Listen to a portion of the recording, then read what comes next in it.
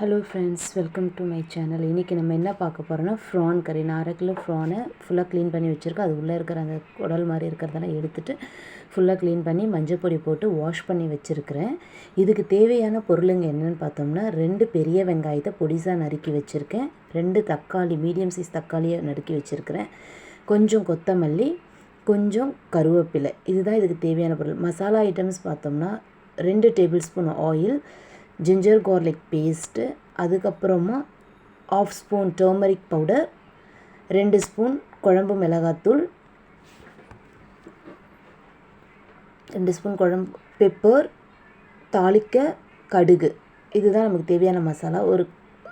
ஒரு கடாயை வச்சுட்டு அதில் தேவையான எண்ணெயை போட்டுக்கிட்டு எண்ணெய் நல்லா சூடான உடனே கொஞ்சம் கடுகை போட்டுக்கணும். அதன் கூட கொஞ்சம் 1/2 ஸ்பூன் சோம்பு சேர்க்கணும். சோம்பு நல்லா பொரிஞ்சு வந்ததும் வெங்காயத்தை ஆட் பண்ணிக்கணும்.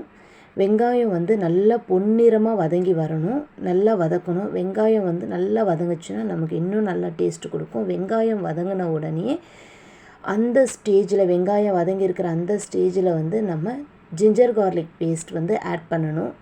நல்லா வெங்காயம் வதங்குது பாருங்கள். வந்தோடனே ஜிஞ்சர் கார்லிக் பேஸ்ட்டு போட்டுட்டு நல்லா வதக்கணும். அந்த ஜிஞ்சர் கார்லிக் பேஸ்ட்டுடைய ஸ்மெல்லு நமக்கு நல்லா செட்டில் ஆகணும்.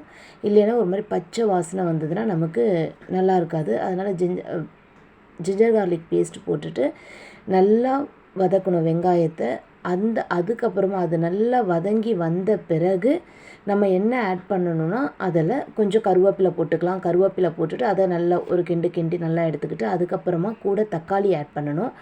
தக்காளி ஆட் பண்ணிவிட்டு ஒரு சிலர் தக்காளியை அரைச்சும் போடுவாங்க. நான் இது மாதிரி போட்டிருக்கேன். உங்களுக்கு வேணும்னு நீங்கள் அரைச்சி போட்டுக்கோங்க. கொஞ்சம் உப்பு சேர்த்துட்டு அதை மூடி வச்சிடணும். மூடி வச்சோம்னா நமக்கு சீக்கிரமாக தக்காளி வதங்கிடும். இப்போ அது ஒரு 5 மினிட்ஸ் கழித்து எடுத்து பார்த்தோம்னா தக்காளி நல்லா வதங்கியிருக்குது பாருங்கள். எண்ணெய் அப்படியே பிரிஞ்சு வரும். தக்காளி நல்லா மசாலா. இப்போ மசாலா ஆட் பண்ணோம். மஞ்சள் பொடி போட்டுட்டு அது கொஞ்சம் நல்லா இது பண்ணிட்டு கிண்டி விட்டுட்டு அதுக்கப்புறமா சில்லி பவுடர் போடணும். நான் இன்றைக்கி குழம்பு மிளகாத்தூள் தான் எடுத்துருக்கிறேன். நீங்கள் வேணும்னா தனியாக சில்லி பவுடர், கோரியாண்டர் பவுடர் இது மாதிரிலாம் கூட சேர்த்துக்கலாம். நான் இன்றைக்கி குழம்பு மிளகாத்தூள் தான் எடுத்திருக்கேன். அதை நல்லா கிண்டணும். நல்லா கிண்டி விட்டுக்கிட்டு கொஞ்ச நேரம் அது அந்த எண்ணெயிலே நல்லா வதங்கணும். அந்த மிளகாத்தூள், மஞ்சள் பொடி, தக்காளி, வெங்காயம் எல்லாம் நல்லா வதங்கி கொஞ்ச நேரம் மூடி வச்சுட்டு நல்லா வதங்கணும். இதில் நமக்கு தேவையான கொஞ்சம் தண்ணி ஆட் பண்ணி நல்லா வதக்கி எடுத்துகிட்டு இந்த ஸ்டேஜில் இந்த க்ளீன் பண்ணி வச்சுருக்கிற ப்ரானை அதோடு நம்ம ஆட் பண்ணணும். ஆட் பண்ணிவிட்டு நல்லா கிண்டி விட்டுட்டோம்னா அதுக்கப்புறம் இந்த ஸ்டேஜில் நமக்கு தண்ணி வேணும். ஏன்னா இறாயிலே கொஞ்சம் தண்ணி விடும். நமக்கு இன்னும் கொஞ்சம் தண்ணி வேணும்னா கொஞ்சம் தண்ணி ஆட் பண்ணி வச்சுக்கிட்டு நல்லா மூடி வச்சுடுங்க. ஒரு 10 மினிட்ஸ் நல்லா இதுவானால் அந்த இறால இருக்கிற தண்ணியே நல்லா நமக்கு வெளியில் வந்துருச்சுன்னா நமக்கு என்ன தண்ணி தேவை, நமக்கு திக்காக வேணும்னா அப்படியே விட்டுடலாம். இல்லை இன்னும் கொஞ்சம் செமி கிரேவியாக வேணும்னா கொஞ்சம் தண்ணி ஆட் பண்ணிக்கலாம்.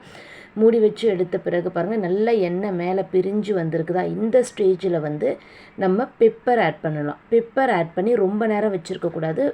சும்மா ஒரு கிண்டிட்டு ஃபைனலாக நம்ம கொத்தமல்லி தழை போட்டு அதையும் நல்லா கிண்டி எடுத்துக்கிட்டு நல்லா ஒன்றோட ஒன்று மிக்ஸ் ஆகிற மாதிரி நல்லா கிண்டி எடுத்துக்கிட்டு முடிச்சிடணும். இப்போ நமக்கு கமன்னு ப்ரான் ஃப்ரை ரெடி ஆகிடுச்சு. இது ரொம்ப வெரி சிம்பிள் மெத்தட் தான். யார் ஃபர்ஸ்ட் டைம் ட்ரை பண்ணுறவங்க யாராக இருந்தாலும் சூப்பராக சாப்பிடலாம். இது சப்பாத்திக்கே அவ்வளோ சூப்பர் சைட் டிஷ் இது.